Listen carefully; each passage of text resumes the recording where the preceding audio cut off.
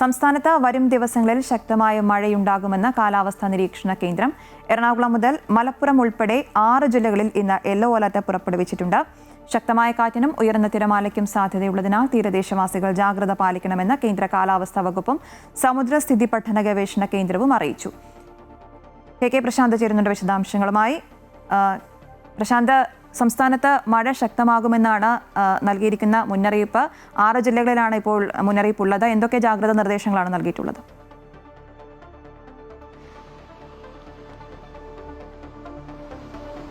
Aswathy, good morning. വടക്ക് പടിഞ്ഞാറൻ ബംഗാളിനും ഒഡീഷ തീരത്തിനും മുകളിലായി തീവ്ര ന്യൂനമർദ്ദം കഴിഞ്ഞ കുറേ ദിവസങ്ങളുണ്ടായിരുന്നു. അത് അതിതീവ്ര ന്യൂനമർദ്ദമായി രൂപം പ്രാപിച്ചതിന്റെ പശ്ചാത്തലത്തിലാണ് സംസ്ഥാനത്തേക്ക് വീണ്ടും മഴ എത്തിത്തുടങ്ങിയത്. മഴ അടുത്ത ദിവസങ്ങളിലും ശക്തമായി തന്നെ തുടരും എന്നുള്ളതാണ് കാലാവസ്ഥാ വകുപ്പ് വ്യക്തമാക്കിയിട്ടുള്ളത്.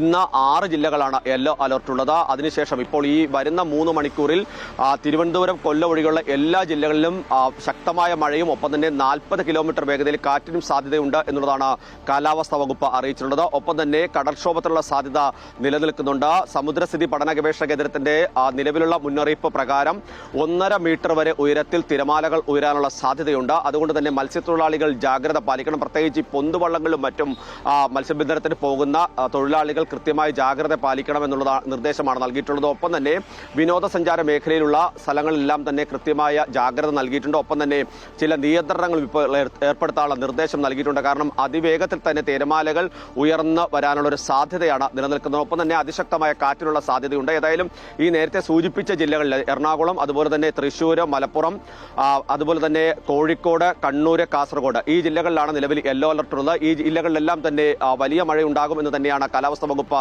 അറിയിച്ചിട്ടുള്ളത്. ഈ മഴ അടുത്ത ദിവസങ്ങളിൽ തുടരും എന്നുള്ളത് വ്യക്തമാക്കിയിട്ടുണ്ട്. ഇനിയിപ്പോൾ ഈ 3 മണിക്കൂറിൽ ശക്തമായ മഴയ്ക്കുള്ള സാധ്യത നിലനിൽക്കുന്നു. ഒപ്പം തന്നെ മത്സ്യത്തൊഴിലാളികൾക്ക് ജാഗ്രതയുണ്ട്. ഒപ്പം തന്നെ നേരത്തെ സൂചിപ്പിച്ച പോലെ കോഴിക്കോട് ഉൾപ്പെടെയുള്ള സ്ഥലങ്ങളിൽ സ്വാഭാവികമായും മലയോര മേഖലകളുണ്ട്.